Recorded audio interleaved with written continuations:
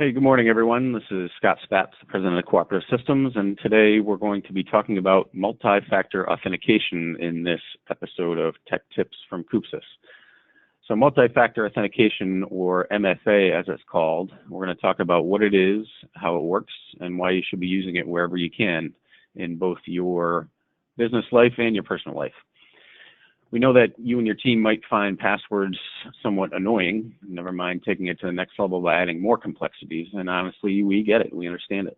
You just want access and you don't want to have to slow down and take multiple steps to get where you need to be productive. But the fact remains that one of the best ways to protect yourself and your business is to make logins tougher to crack. There are one too many examples where brute force attacks have allowed hackers to totally take over online accounts, and any accounts for that matter. We've seen this with big names like Dunkin' Donuts and Apple, but it happens to small and medium businesses just like yours, just about every day, and it can be very scary and threaten the existence of your entire business. And this is different from social engineering like phishing attacks or attacks on your network in other ways. This is specifically where one or more passwords were either guessed or stolen, and that was enough to get into the whole network. So having more than one factor of authentication would probably have protected these organizations from automated login attacks. Believe it or not, I mean it's a very simple component. The goal in security is to make it as difficult as possible for someone to break into your digital identity or world. MFA improves security and adds assurance to your overall security posture. All right, so let's talk about what we exactly mean by multi-factor authentication. Authentication is how someone essentially proves that something is theirs so they can gain access to something. There are some basic things that they use in police investigations and in movies and in TV and elsewhere that this approach is based on. First, we ask someone something that only that person would know, then ask to show something that only that person owns or carries, then look for features that are unique to that person. Digital access control comes down to three basic factor categories that can be used. At each step in authentication, you either pass or fail. We won't go into the ins and outs of what happens on the back end of the systems to control this access, but these tokens tell the system that you are who you say you are and that you should be granted the permissions or access that you're asking for. There are different means for communicating or translating each of these authentication factors to progress forward. It could be done in-band or out-of-band. In-band means that everything is being done over that same channel. Out-of-band, however, means that it uses different communication channels. So once you put in the typical login credentials, it might send you a code via text or telephone call with a code that you then input in order to move to the next level of authentication. So let's dive in a little bit and talk about each of these types of factors and how they differ. First, we have something you know. This is something we most often see and familiar with. You enter what you know that the interface is asking in order to get access. So username and password is a classic example, but security questions that you see are also forms of this. And just to point out, when your bank, for instance, uses your username and password and then asks for those security questions, if your login ends there, you ultimately only used one single in-band means for authenticating. This is just the something you know category. So it's not as safe as it could be.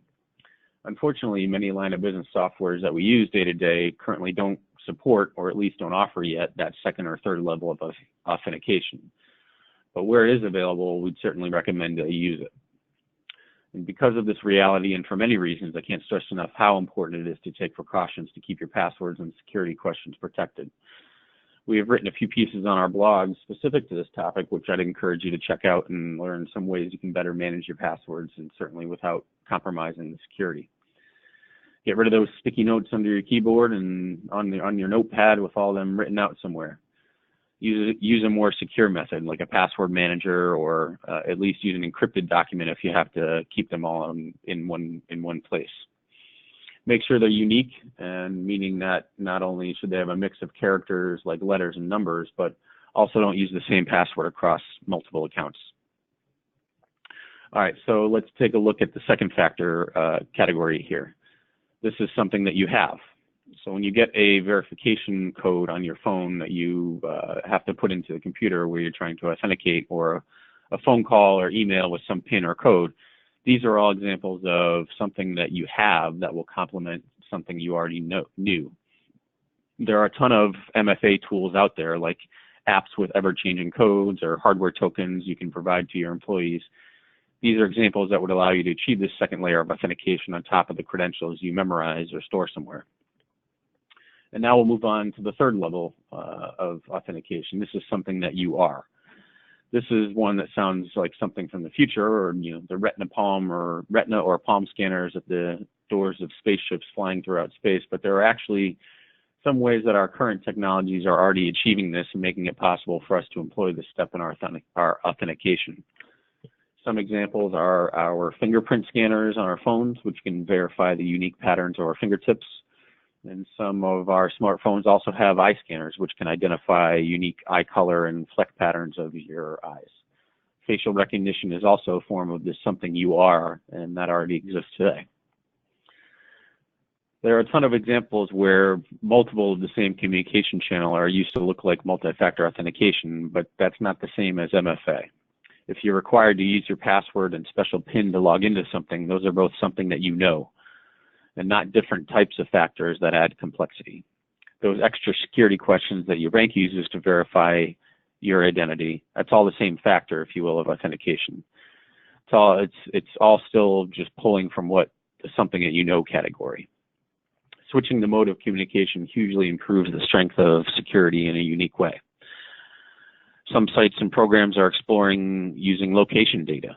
Where someone is another factor of sorts that can identify that it's the correct person. So where they physically are in an office building, those things are still exploratory and even more rarely available than some of the biometrics options we just talked about.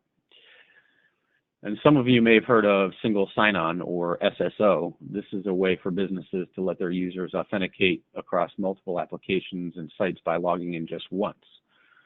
I thought we should address this and whether or not this is actually secure. So normally, without single sign-on, each program or site that you use first checks if you're already authenticated or logged in. If you're not or haven't logged in, you'll be asked to log in. Then it checks to make sure that it's a valid login. That's the point where you'd have MFA in place. After logging in, that program or site allows you to stay logged in as you experience it with each new page or section. With single sign-on, when you try to log into a program or site that is connected to an SSO control, you just log into the SSO solution page. Once you go through the authentication steps, those authenticated factor points can follow you as you navigate throughout the program or site and across any others that use that same authentication. So once you're in, and you don't have to keep having to maintain and remember credentials as you navigate through the different systems that you're using. It's possible to have a central server in place that all those applications, sites trust. Sounds like it would be less secure, but because of the way it verifies your identity and then just carries it through, it makes it secure. Well, without a second factor authentication involved, you're right.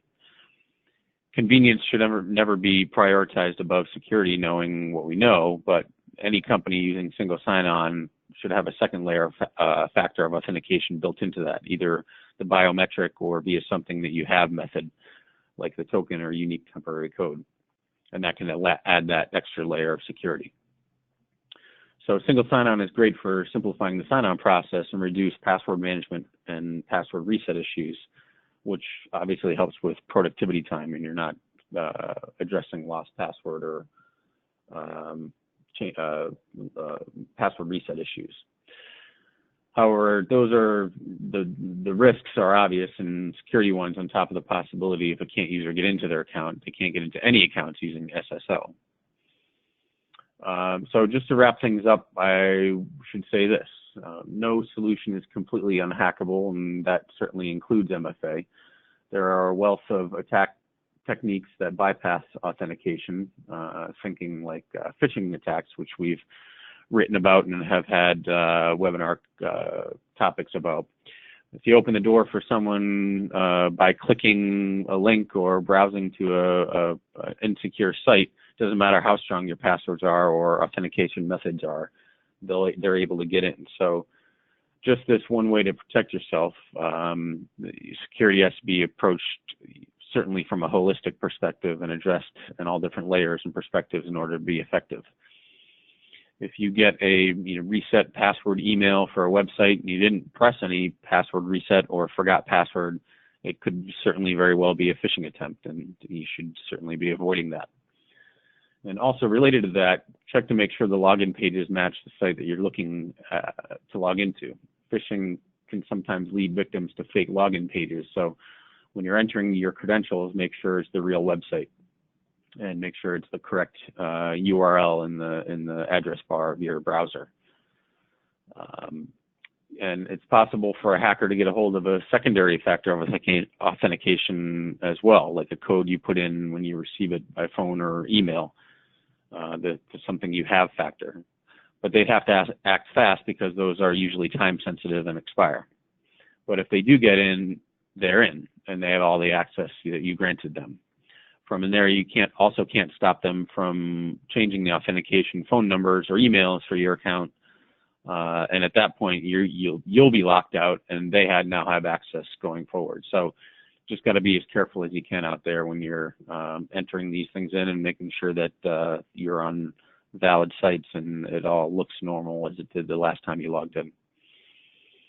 So on top of having strong authentication methods like using MFA, you want to make sure your entire staff is educated and trained on making smart decisions that will help them be the kind of the human shield that we know is your first line of defense in any malicious activity. So certainly don't hesitate to get in touch with us if you have any questions or want to know your options about securing your business from the inside out. We help businesses every day with choosing the right authentication tools and putting multi-factor authentication in place wherever it's possible, and certainly educating users on safe online behavior and protecting themselves and your business. In the meantime, thanks for tuning in, and we hope you'll join us for our next episode of Tech Tips from CoopSys. Take care, everyone.